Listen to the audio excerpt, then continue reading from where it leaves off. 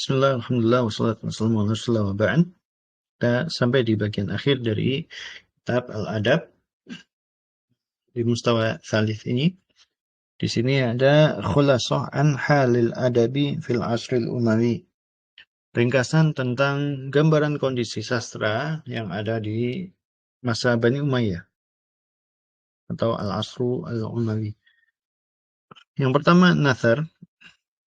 Natharnya pada dinasti Umawi ada macam-macam. Yang pertama ada Al-Khitabah, orasi atau khutbah, ya.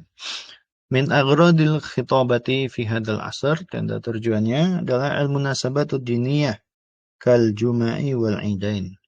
Biasa disampaikan dalam momen-momen agama seperti momen pada salat Jumat dan salat hari raya. Yang kedua, al-hathu ala jihad. Orasi disampaikan untuk memotivasi orang berjihad. Wal wa'd wal irsyad, juga memberi nasihat dan bimbingan, petunjuk. Ketiga, al-munasabatul ijtimaiyah. Orasi juga disampaikan pada momen-momen kemasyarakatan, ketahniati wa ta'asiyati wa nahwiha, seperti ucapan selamat, memberi ucapan bela sungkawa dan semisalnya. Yang keempat, al-munasabatus siyasiyah, momen-momen politik, kal hadithi anil khulafa, seperti membicarakan tentang khalifah. Kalau kita di zaman kita dulu ada penyanyi yang suka mengkritik pemerintah gitu misalnya, itu kurang lebih seperti itu. Tapi kalau dulu syair banyak dipakai untuk memuji pemimpin. Kalau di kita memang orang Indonesia identik lebih suka mengkritik daripada memuji, ya. Wal firaq ad-diniyah wasiyasiyah, kemudian adanya aliran-aliran kelompok-kelompok di sekte agama dan juga politik, banyak partai waktu itu. Kal khawariji aw syi'ati awil umawiyin aw zubairiyin aw ghairihim, seperti ada kelompok khawarij, ada kelompok syiah, ada juga umawiyin, maksudnya orang-orang yang membela Bani Umayyah, dan Zubairiyin, orang-orang yang membela Zubair bin Awam nampaknya. Wallahualam. Ya, membela Abdullah bin Zubair, ya, anaknya Zubair bin Awam. Jadi kalau yang pro kepada pemerintah, karena pemerintahnya waktu itu Bani Umayyah, maka disebut Umayyiyin. Kalau yang pro terhadap Abdullah bin Zubair, maka disebut Az-Zubairiyin. Kalau di negeri kita disebut cebong sama kampret, ya.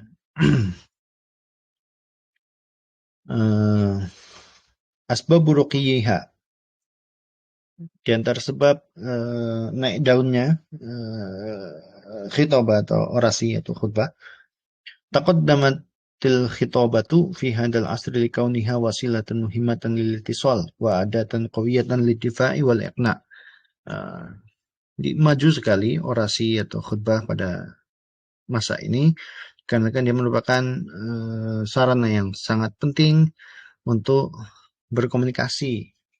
Zaman dulu belum ada TV gitu, ya, belum ada media sosial seperti Twitter, maka orang memakai khitobah atau orasi sebagai cara untuk menyampaikan pesan. Wa adatan qawiyatan lid-difa'i wal iqna, juga merupakan alat yang sangat kuat untuk melakukan pembelaan atau melakukan persuasi, menenangkan, meyakinkan orang lain. Persuasi. Wa mimma sa'ada ala ruqiha, di antara hal yang membantunya untuk naik daun adalah dhuhuru ba'dil ahzabi siyasiyah wal firaqid diniyah, munculnya partai-partai politik dan sekte-sekte agama. Kedua, as-sira'u bainal umawiyyin wal ahzabil mukhtalifah, perselisihan atau permusuhan yang terjadi antara Umayyin dengan partai-partai yang lainnya. 3, kathratul futuhatul islamiyah, banyaknya ekspansi politik yang dilakukan negara Islam.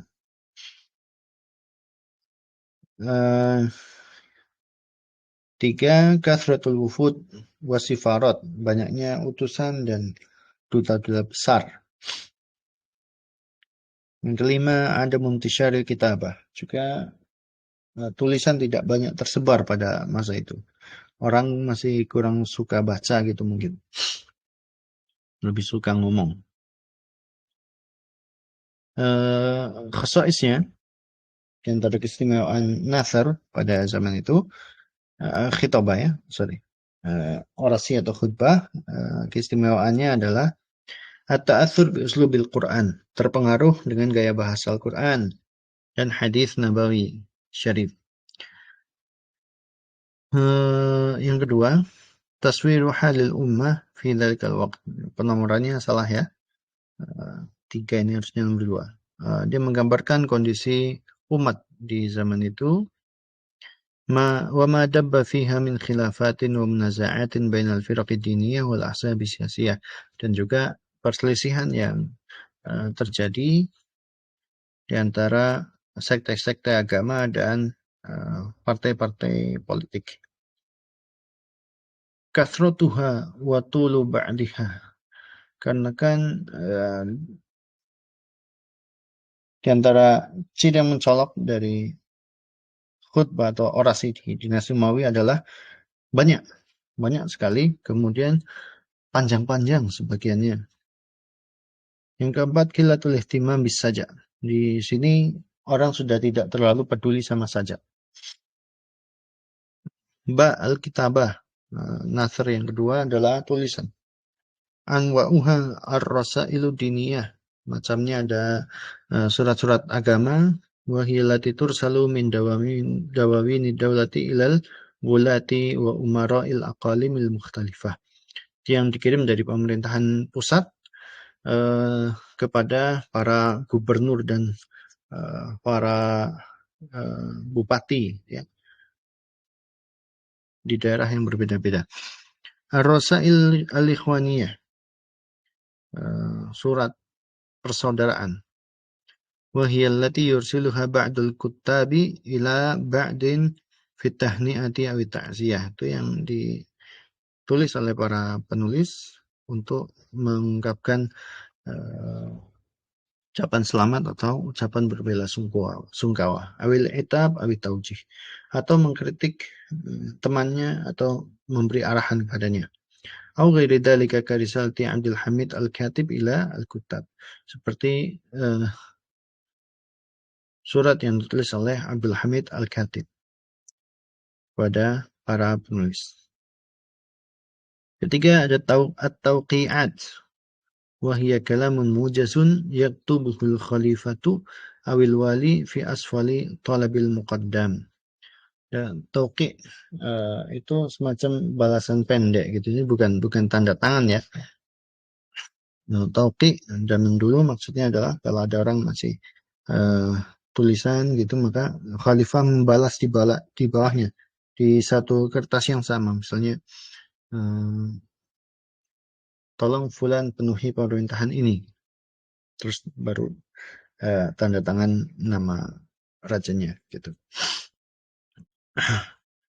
Liyubayyina ra'yahu fil mawdu', untuk menjelaskan pendapatnya dalam permintaan yang diajukan. Wa min dzalika ma katabahu Umar bin Al-Aziz fi asfali talabin taqaddamat bihi imra'atun hubisa zawjuha al-haqqu habasahu. Di antaranya tulisan yang ditulis oleh Umar bin Abdul Aziz di bawah permintaan seorang perempuan yang suaminya di penjara. Maka Umar bin Abdul Aziz mengomentari hanya al-haqqu habasahu, yang telah memenjarakan dia adalah kebenaran. Jadi emang dia pantas untuk dipenjara gitu. Di antara sebab dia naik daun, tulisan itu naik daun pada waktu itu, tatawwaratil kitabatu fi hadzal asri amma kanat alaihi li asbabin adidah minha ta'athurul arabil muslimin bi thaqafatil aznabiyyah kal farisiyah wal hindiyah haitsu ikhtalatu bil fursi wa ittaslu bil hunud. Jadi karena kaum muslimin itu terpengaruh oleh budaya orang Persia dan orang India. Orang Persia dan India suka nulis. Karena orang Arab ini yang muslim banyak yang bercampur baur dengan orang Persia dan berkomunikasi dengan orang India, maka akhirnya mereka juga mau nggak mau harus suka nulis. Kedua, ittisa'ul biladil islamiyah, semakin luasnya negeri-negeri Islam, wa kathratul umara'i wal wulah. Akhirnya banyak gubernur dan banyak bupati, wal hajatu ilal kitabati ilaihim, maka perlu untuk sering bikin surat kepada mereka. Ketiga, atawassu'u fi insya'i dawawin, memperluas. Jadi orang melakukan apa ya?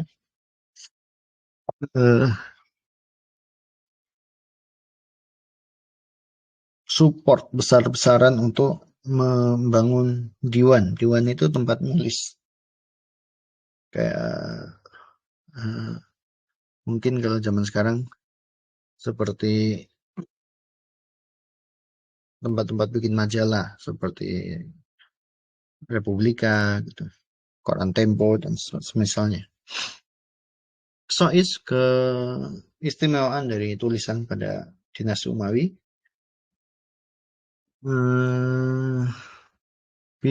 Bad'uha bismillahi wa hamdihi wa salati ala nabi. Dimulai dengan bismillah, alhamdulillah, wassalatu wassalamu ala rasulillah, begitu. Yang kedua, ta'athuruha bi uslubil Qur'anil Karim wa istifadatuha min ma'anihi wa suwarihi, terpengaruh dengan gaya bahasa Al-Qur'an dan dia mengambil mencontek tata cara Al-Qur'an gitu. Dan menyampaikan makna dan melakukan penggambaran-penggambaran. Suhulatu uslubiha, gaya bahasanya mudah dipahami. Tarabutu jumaliha wa afkariha, nyambung antara kalimat dengan ide gagasan pokoknya. Yang kelima, mailuha ilal itolati wa tafsil. Kebanyakan tulisan condong untuk berpanjang lebar dan rinci dalam menyampaikan sesuatu. Yang keenam, ta'athuruha bi thaqafatil farisiyah, juga terpengaruh dengan kebudayaan Persia. Asyharul kutab, di antara para penulis yang paling terkenal, dhahara fi hadal asri katibani kana lahuma sya'nun kabirun fi tatawuril kitabati wala siyama rasailu di diwaniyah. Huma Salim Maula Hisham, ada Salim bin Hisham bin Abdul Malik, wa Abdul Hamid Al-Katib. Ada orang namanya Abdul Hamid Al-Katib, dijuluki Al-Katib karena pintar sekali nulis. Fa'ala aydiyahuma asbahat al-kitabatu fannan lahu qawaidu wa nidham. Karena keduanya maka menulis itu jadi satu cabang ilmu yang punya kaidah dan aturan. Tadinya orang nulis aja, tapi setelah muncul dua orang ini maka nulis itu jadi ada seninya dan ada aturannya. Thumma tatawwarat ba'da dzalika wa zada 'adadul kutab. Lalu mulai berkembang penulisan dan mulai bertambah jumlah para penulis. Sastra yang kedua yaitu syair.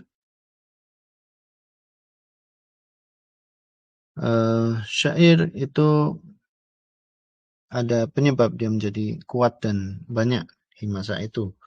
Yang pertama, ihtimamu khulafa'i Bani Umayyah bil adab, karena para pemimpin di Bani Umayyah itu memang memperhatikan sastra. Wa hubbuhum lisyairi, mereka juga suka sama syair.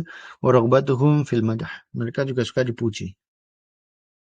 Yang kedua, taqribuhum syu'ara, mereka memang mendekatkan diri kepada para penyair gitu. Wa manhuhum al-atwaya wal jawais, mereka juga suka ngasih para penyair itu hadiah dan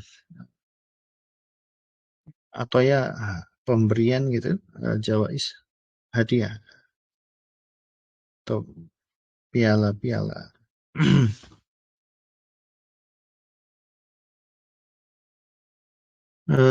Tiga, duhurul ahzab siyasiyah, munculnya partai-partai politik, wal firaq diniyah, sekte-sekte agama. Faqad kana likulli fariqin syu'ara'uhu, masing-masing sekte punya penyair. Alladzina yu'ayyidunahu wa yudafi'una anhu, yang menguatkan dan membela sektenya sendiri atau partainya.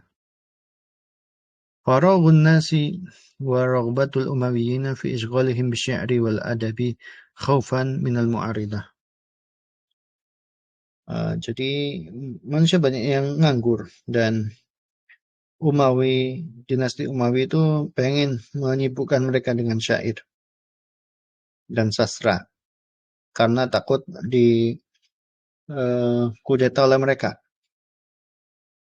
Kelima, ittikhadu ba'di syu'ara syi'ra wasilatan lil kasbi. Karena sebagian penyair menjadikan syairnya sebagai alat untuk mencari nafkah. Keenam, ta'athur syu'ara bi uslubil Qur'ani wal hadis. Karena para penyair juga mulai meniru gaya bahasa Al-Quran dan hadis. Ketujuh, duhuru majalisil adabi wal munadharah. Juga ada majelis untuk menyampaikan sastra dan majelis untuk adu argumen. Kalau di zaman kita sekarang nih adanya di Indonesia stand up comedy gitu. Jadi adu lucu. Kalau dulu adu sastra. Di Arab masih ada ya. Kalau di lingkungan Arab sana masih ada nadi asyu'ara. Festival untuk para penyair. Lalu aghraduhu, tujuan disampaikannya syair, taghayyaratil hayatu fi hadzal asri faja'at aghradu syi'ri musawwiratan lil hayatil jadidah. Kehidupan sudah banyak berubah di dinasti Umawi ini. Di masa dinasti Umawi, maka tujuan dari syair juga menggambarkan kehidupan yang baru yang mereka alami. Fasdaharat ba'dul aghrad, maka bermunculanlah atau mulai terkenal beberapa tujuan. Bertakarat agrodun jadidah, muncul tujuan-tujuan baru. Al-aghrad lati izdaharat, tujuan-tujuan syair yang berkembang. Berkembang maksudnya sudah ada dari dulu, mengalami peningkatan. Kalau jadidah sebelumnya belum ada, lalu muncul gitu ya. Yang berkembang atau mengalami peningkatan adalah al-madah, pujian. Karena qawiyan fil jahiliyah, dhaifan fi sadril Islam. Jadi ternyata kuat banget di masa jahiliyah, lalu melemah pada masa Islam, karena di Islam nggak boleh memuji orang berlebihan gitu ya. Maka sedikit itu syair yang berisi pujian. Thumma isdahara fi hadal asar, lalu muncul dan menguat lagi di masa Bani Umawi ini. Limuwafaqatihi hawal khulafa wal umara, karena sesuai dengan keinginan dari para khalifah dan para gubernur. Wal hirsi syu'ara ala taqarrubi minal khulafa wal husuli ala atayahum, dan juga karena para penyair itu semangat banget supaya bisa dekat sama khalifah. Ya caranya dengan memuji mereka. Supaya apa? Supaya bisa mendapatkan pemberian-pemberian mereka. Al-hija, ejekan ya, syair yang berupa ejekan. Qawiyah fi hadal asri li ishtighali naril fitnati bainal qabail. Ini muncul karena isti'al, karena terperciknya lagi api fitnah. Maksudnya banyak perselisihan di antara kabilah-kabilah. Makanya mereka saling mengejek antara satu kabilah dengan kabilah yang lain. Bisa babi duhuril qabaliyah fil mujtama. Jadi mulai muncul rasisme ya, rasisme golongan di tengah masyarakat. 3, ada ghazal. Ada syair yang berupa rayuan. Qawiya fi hadal asri li dhuhuri tarafi wal lahwi fi ba'dil bi'at wa qad dhahara naw'ani minal ghazal. Syair yang berisi rayuan itu menguat di masa ini dikarenakan hidup mewah dan juga senda gurau, kelalaian yang muncul di beberapa lingkungan. Dan ada 2 macam syair pujian. Yang pertama, ghazalun udriyun. wa huwa ghazalun afif. Dia pujian yang masih terpuji gitu ya. Wa min syu'ara'ihi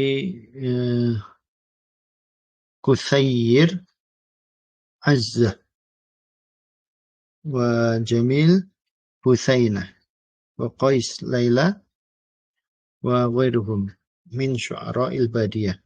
Kebanyakan adalah penyair dari kampung, dari pedalaman gitu ya. Karena fitrah mereka masih selamat, jadi nggak pakai pujian-pujian yang isinya kurang pantas gitu. Mereka pakai syair-syair yang bagus, pakai syair-syair yang sopan.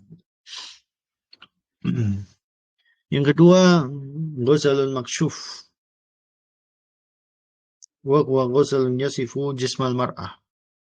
Ini mulai pujian-pujian yang mensifati tubuh perempuan.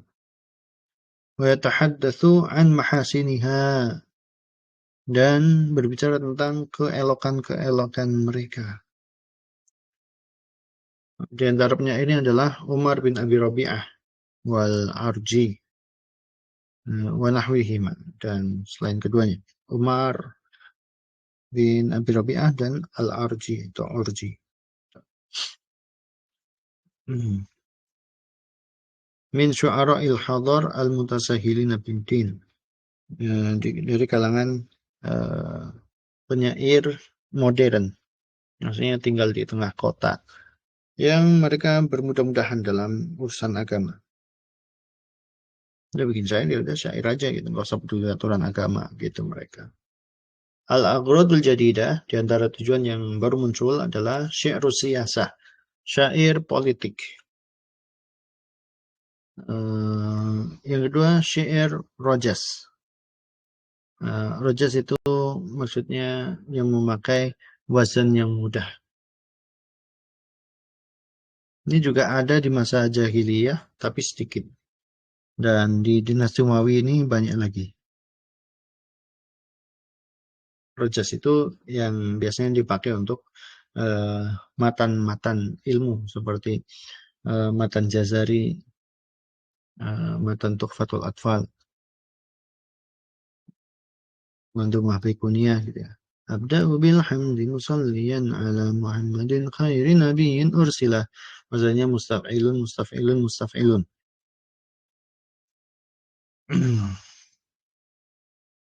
Makharijul hurufi 17 ala alladhi yakhtaruhu man ikhtabar. Itu juga sama. Mustaf'ilun, mustaf'ilun, mustaf'ilun. Syi'run naqa'id yang ketiga. Laqad ishta'alatil adawatu baina syu'ara li taqribil khulafa'i li ba'din wa ib'adi ba'din akhar. Jadi syair perlawanan isinya. Isinya itu para penyair memotivasi supaya yang dekat sama pemerintah itu dirinya saja, jangan ada penyair lain di sekitar istana gitu. Ini muncul karena dua sebab. Awwaluhuma sarfu syu'ara anis siyasah wa syaghluhum bi anfusihim. Mereka tidak peduli dengan kebutuhan politik ya, tapi mereka mementingkan diri mereka sendiri. Wa syughlun nasi min waraihim bidzalik.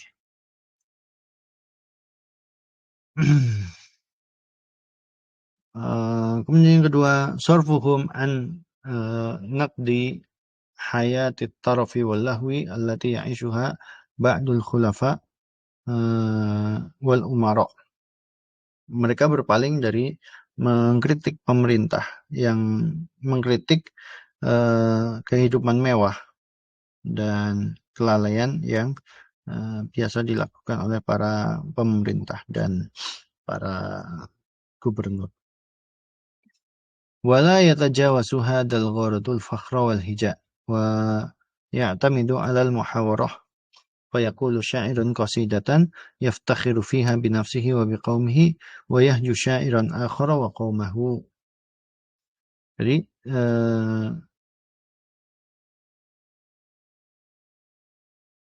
ini isinya kebanyakan syair naqaid, kebanyakan isinya adalah membanggakan diri dan mengejek atau menyerang orang lain.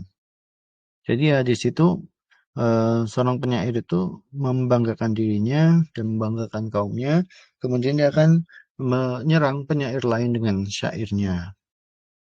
Maka penyair yang diserang membalas syair orang tersebut, yanqudu fiha qawlahu wa yahjuhu. Dia membantah apa yang diucapkan oleh penyair pertama dan juga membalas menyerangnya. Wa yahju qaumahu juga membalas mengejek kaumnya. Wa hakada. Begitulah seterusnya. Wa yakunu hadhil qasaidu ghaliban min wasnin wahid wa qafiyatin wahidah. Dan biasanya ini memakai satu wazan yang sama. Jadi kalau musuhnya pakai wazan rojas, maka dia juga akan memakai rojas. Kalau musuhnya pakai wafir, maka dia akan membalas pakai wafir. Dan kalau musuhnya memakai akhiran sajaknya lam, maka dia akan membalas juga dengan syair yang akhirannya lam. Begitu seterusnya. Wa ashharu syu'ara'i hadzal laun. Di antara penyair yang mahir dalam hal ini adalah Al-Akhtal, Jarir, kemudian Farosdak.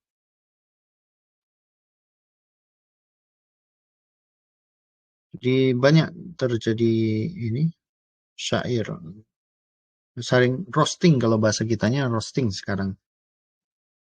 Bahasa komikanya roasting antara Akhtal dengan Jarir dan antara Jarir dengan Farosdak. Wa'adat hadhil naqaidu 'ala al-mujtama'i bisyarri wal fasadi. Akhirnya syair-syair semacam ini yang isinya roastingan itu menyebabkan keburukan dan kerusakan di tengah masyarakat. Lima fiha min madhin wa fakhrin kadhibaini. Karena di sana ada pujian dan kebanggaan yang bohong isinya. Wa hijain wa ghazalin fahishain. Dan ada juga celaan dan rayuan yang kotor ya. Pakai bahasa yang tidak pantas gitu. Walakinnaha afadatil adaba faidatan kabiratan, tapi ini tentu di sisi lain memberi faedah kepada sastra ya, faedah yang besar. Bima fiha min alfadin qawiyah, karena mulai muncul lafaz-lafaz yang kuat di situ, wa ma'anin katsirah, maknanya banyak, dan suarin jamilah. Mereka punya cara menggambarkan tentang sesuatu dengan cara yang bagus. Uslubu syi'ri wa ma'anihi lam yakhruj asy-syi'ru fi hadzal asri anil uslub wal manhaj alladhi sara alaihi syu'ara'ul usur as-sabiqah faqad budi'atil qasidatu ahyanan bil ghazali wa tadammanat wasfa an-naqati awil khayli war rihlati ila al-mamduhi wa thumma al-gharatu min al-qasidati madhan aw fakhran aw hijaan aw ghaira dhalika. Ya, ini masih sama dengan gaya syair pada masa-masa sebelumnya, ya masih biasa dimulai dengan rayuan atau penggambaran terhadap onta, terhadap kuda, rumah, gunung, sungai, dan lain sebagainya. Kemudian perjalanan dia menuju orang yang dia cintai, kemudian baru di situ dia menyampaikan tujuan utama dari syairnya, yaitu mau memuji atau membanggakan diri dan kaumnya, atau mau roasting lawan. Ya. Amal al-fadu faqad kanat fasihatan. Lafaz-lafaznya fasih, ta'athara bi alfadil Qur'an wal hadis, kan terpengaruh lafaz-lafaz yang ada dalam Al-Qur'an dan hadis, fa syarufat wa sahulat, maka dia mulia, lafaz-lafaznya mulia dan mudah untuk dipahami. Walakinnana najidu farqan baina fi dzalika baina syu'ara'il badiyah wa syu'ara'il hadar. Tapi akan nampak jelas perbedaan antara syair yang disampaikan oleh para penyair dari pedalaman dengan para penyair dari kota. Fa syu'ara'ul badiyati dhallat al-fadhum jazalatan so'bah. Karena orang yang tinggal di kampung biasanya lafadznya agung dan sedikit susah dipahami. Adapun para penyair dari kota, maka biasanya mereka terpengaruh dengan gaya hidup di kota-kota besar. Fasahulat al-fatuhum, maka mereka berbicara pakai lafaz-lafaz yang mudah dimengerti. Walanat asalibuhum, gaya bahasanya pun lebih ringan gitu. Atau bitasbihatin wa suwarin jamilatin jadidah. Mereka bisa mendatangkan permisalan dan penggambaran yang indah, yang baru, yang belum pernah ditemui dari para penyair yang ada di pedalaman. Wa fil ma'ani ta'athara syu'ara bi ruhil Islam, mereka juga terpengaruh dengan munculnya Islam gitu ya. Wa bi taghayyurati allati hadatsat fil hayati wal mujtama'. Juga kehidupan baru yang dialami oleh masyarakat muslim. Walakinnahum kanu aqalla iltizaman min syu'ara'i sadril Islam. Tapi mereka lebih ya, tidak terlalu ketat dalam aturan-aturan syair sebagaimana yang ada di masa awal Islam. Barakallahu fikum. Mohon maaf atas segala kekurangannya. Ini adalah materi terakhir dari kitab adab, maka semoga Allah mudahkan kita untuk mempelajari kitab adab di mustawa 4 ya. Barakallahu fikum wa jazakumullahu khairan.